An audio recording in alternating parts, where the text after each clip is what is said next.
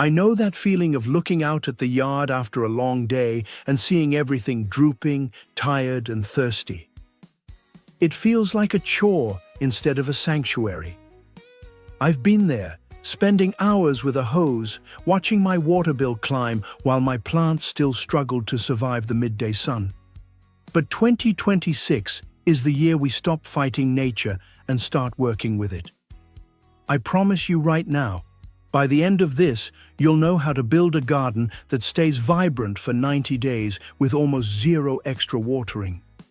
This isn't about those perfect, fragile plants you see in glossy magazines that die the moment you turn your back. This is about real resilience.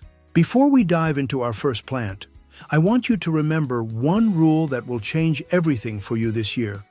I call it my signature rule. No shelter in the soil, no drama in the leaf. It's simple. If you don't protect what's happening underground, your plants will always show you their stress above ground. We're going to fix that foundation today. Let's start with a quick practical test you can do right now. I call it the midday soil test. Go to your favorite plant at noon. Don't just look at it. Press your bare palm against the soil for 5 seconds. If the soil feels hot to your touch, your plant's roots are literally cooking. No amount of water can fix a root system that's being boiled alive in the ground.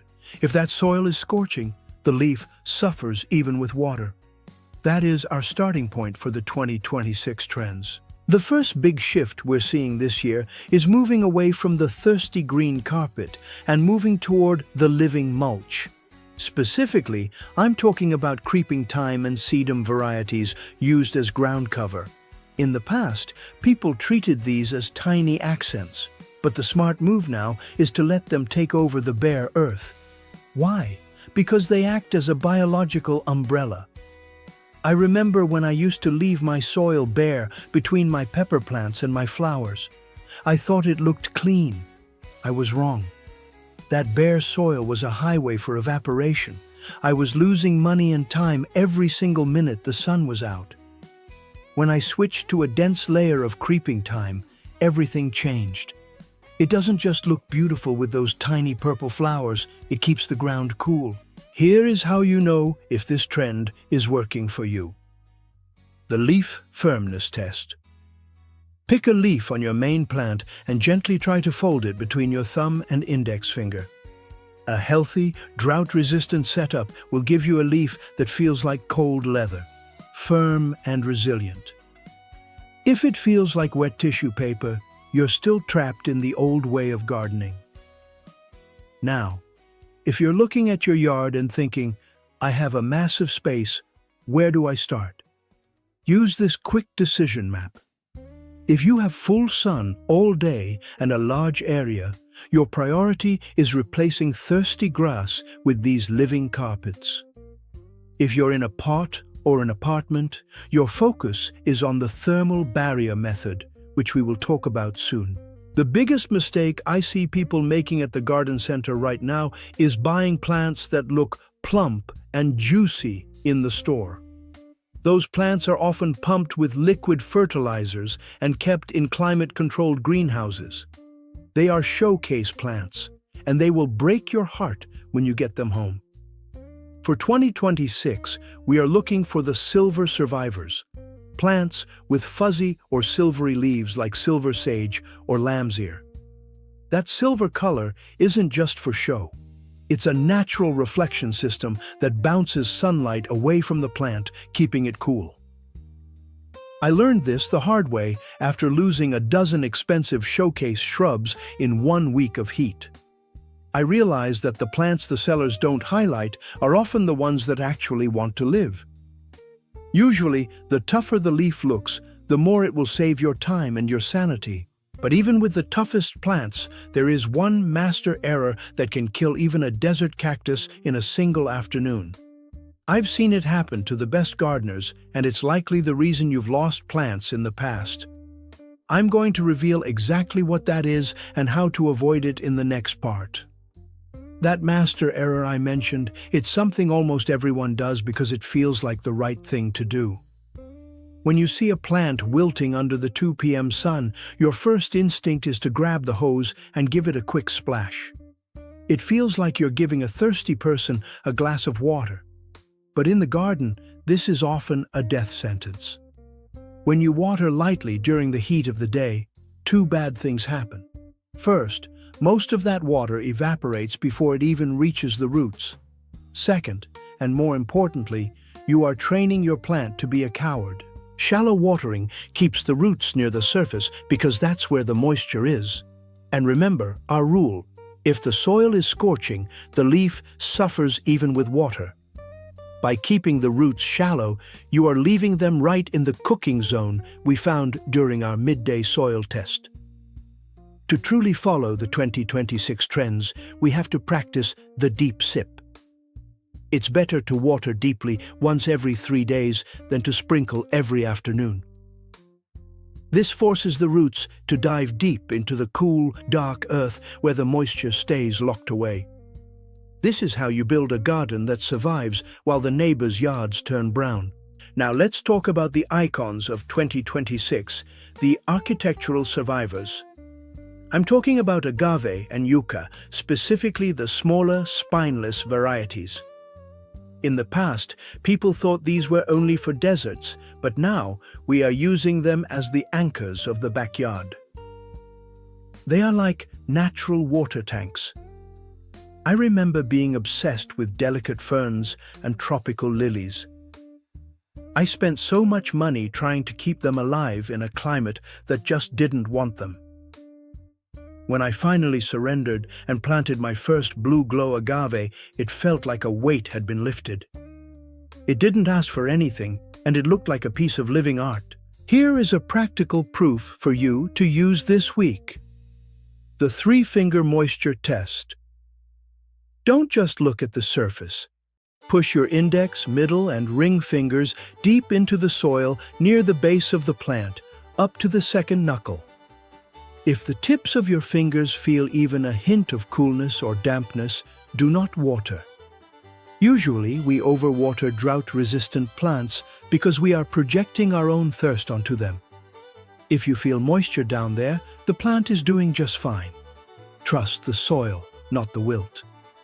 If you are struggling to keep up with all these changes, I've put everything I've learned from my own failures into the guide No Secret Gardening. It's designed to help you bypass the years of trial and error I went through so you can get straight to the harvesting and the enjoying. Let's look at our decision map for these architectural plants. If you are in an apartment or working with pots, you need to be careful. A pot is a small ecosystem that heats up much faster than the ground. In a pot, you must use a thermal buffer. This means placing your decorative pot inside a slightly larger, plain terracotta pot and filling the gap with dry sand or mulch. This simple trick keeps the inner soil from baking. If you are in a small backyard, your strategy is zoning. Group your thirstiest plants in one spot near the house and let the rest of the yard be dominated by the silver survivors we discussed. This way, you aren't dragging the hose across the whole property. I want to repeat that signature rule again because it is the secret to everything we are doing. No shelter in the soil, no drama in the leaf. If you shield that soil with living mulch or organic matter, the plant above will stay calm. It's about creating a protective blanket. I've noticed a lot of people getting discouraged when their drought-resistant plants from the supermarket die anyway. It's usually because they were grown in pure peat moss, which becomes like a brick when it dries out. In 2026, we are moving toward native soul soil, mixing in local grit and crushed stone to ensure that when we do water deeply, the oxygen can still reach the roots. No standing water, always drained. That is the key. But what if you already have a garden full of thirsty plants that look like they're on their last legs? Don't dig them up just yet. There is a 7-day rescue plan that can pivot even a sensitive garden toward this new resilient trend without starting from scratch. I'm going to walk you through that exact rescue sequence, and I'll save the toughest, most rewarding plant for the very end. If you are looking at a garden that currently feels like a burden, let's start that 7-day rescue plan right now. You don't need to rip everything out to join the 2026 trends. You just need to change the environment. On day 1, stop watering and start covering. Find every scrap of organic matter you can, dry leaves, straw, or even wood chips, and create a 2-inch thick blanket around your plants. Remember our rule: no shelter in the soil, no drama in the leaf. By day 3, you give them one deep, long soak at 5 in the morning. Not a sprinkle, but a flood that reaches the bottom of the root zone. By day 5, you prune away any yellowing or crispy leaves. Those are just draining the plant's energy. By day 7, do the leather test we talked about. If the new growth feels firm and cool, your garden is already pivoting toward resilience. I've learned that the most rewarding plants aren't the ones that need a nursery to survive. The king of the 2026 garden is actually an old friend, rosemary. But not just any rosemary. Look for the prostrate or trailing varieties. I used to think of rosemary as just a herb for the kitchen, but in a drought-resistant landscape, it is a powerhouse. It has those needle-like leaves that barely lose any moisture to the air. It's an edible, it's a pollinator magnet, and it's virtually indestructible. I once forgot to water a trailing rosemary in a terracotta pot for an entire month during a heat wave, and it actually looked better for it. That is the kind of partner you want in your backyard. To make sure you are on the right track, let's look at our final decision map for 2026. If you are in an apartment with a balcony or working strictly with pots, your winning move is the succulent screen.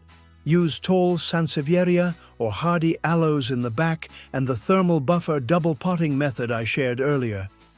This prevents the small root balls from baking. If you have a small backyard with mixed light, your move is zoning.